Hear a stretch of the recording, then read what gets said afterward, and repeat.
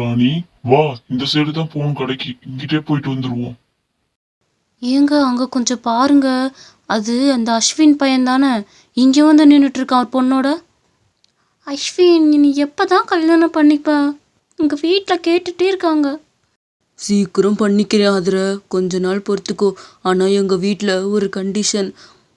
கல்யாணம் ஆனதையுமே உன் சொத்தெல்லாம் என் சொத்துக்கு எழுதுறதுக்கு முன்னாடி இப்போவே எழுதி வச்சாதான் கல்யாணமே நடக்கும்னு சொல்கிறாங்கம்மா. உங்கள் வீட்டில் இதை பற்றி பேசுமா? சொத்தை என் பேரில் எழுதி வச்சாதான் கல்யாணம் பண்ணி வைப்பேன்னு சொன்னாங்க. இந்த அயோக்கியன் இன்னும் திருந்தலைங்க. இருங்க இவனை. ஏய் அஸ்வின், இறங்குடா கீழே இறங்கு. ஒரு பொண்ணோட வாழ்க்கையை கெடுத்தது இல்லாமல் இன்னொரு பொண்ணை வாழ்க்கையை கெடுத்துட்டு இருக்க. நான் யாரு கூட வேணாலும் இருப்பேன், அதை கேட்க நீங்கள் யாரு?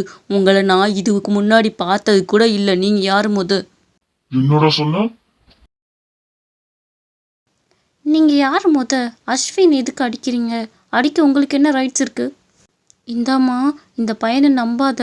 வேர்க்கனே இவரோட தங்கச்சி இந்த பையன் ஏமாற்றி சொத்தை பூரா இவன் பேரில் எழுதி வச்சுட்டு இப்போ ஏமாற்றிட்டு வந்துட்டான். அதே மாதிரி உன்னையும் ஏமாற்றிடுவான். தயவு செஞ்சு இவனை நம்பாத, விட்டு போயிடுவனை.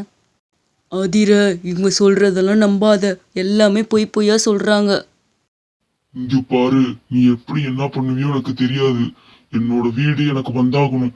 என் வீடை என் பேர்ல நீ மாத்தி வச்சுட்டு என்னமோ பண்ணிக்கோ. ஒழுங்கா மாத்தி வைக்கல, நான் போலீஸ் ஸ்டேஷன் போக வேண்டியது வரும். என்னால எல்லாம் தர முடியாது, அது என் வீடு, என் பேர்ல இருக்க வீடு. உன்ன போலீஸ் ஸ்டேஷன் கூட்டு போனாதான் சரி வருமாடா. அம்மா அம்மா, உங்களையும் நம்புனேன், நீங்களும் கடைசியில எனக்கு நல்லா காது குத்திட்டீங்கம்மா. என் சொத்தை பூரா இவன் பேர்ல எழுத வச்சு எங்களை நடு ரோட்டுக்கு நிறுத்திட்டீங்கல்ல, அதுக்கு நீங்களும் தானே ஒரு காரணம். இவன் கூட உடந்தையா இருந்தீங்க, உங்களை எவ்வளவு நம்புனேன். இப்ப கூட உங்க மேல இருக்க மரியாதையில தான் இவனுங்க கூட்டிட்டு வந்தேன். ஐயோப்பா, அப்படிலாம் சொல்லாதப்பா. இந்த அயோக்கிய பையன் எல்லாத்தையும் ஏமாத்திக்கிட்டு இருக்கான். அதுக்கு நான் என்னப்பா பண்ண முடியும்? என் மேல தப்பு சொல்லாதப்பா. நான் உங்களுக்கு தான் சப்போர்ட் பண்ணிட்டு இருந்தேன். நீ கவலையே படாத. எப்படியாச்சும் இவனை உங்க வீட்டை எழுதி உங்களுக்கே கொடுத்துட சொல்லிடுறேன். எதுக்கும் நீ வருத்தப்படாதப்பா. அஸ்வின், உங்களோட சொத்தெல்லாம் உங்க பேருக்கு மாத்தி வை அஸ்வின். அப்புறம் அம்மா நான் உயிரோடே இருக்க மாட்டேன், அதை பார்த்துக்கோ. நான் சொல்கிறத ஃபஸ்ட்டு கேளுப்பா. சரி, நான் உங்கள் சொத்தெல்லாம் உங்கள் பேர்லேயே எழுதி வச்சிடுறேன். நாளைக்கு வந்து எழுதி வச்சிடுறேன். நாளைக்கு வீட்டுக்கு வாங்க, எல்லாத்தையும் உங்கள் பேர்லேயே மாற்றிடுறேன். ரொம்ப நல்லது. நான் உன் மேல இருக்க நம்பிக்கையில போல, உங்க அம்மா மேல இருக்க நம்பிக்கையில போறேன்.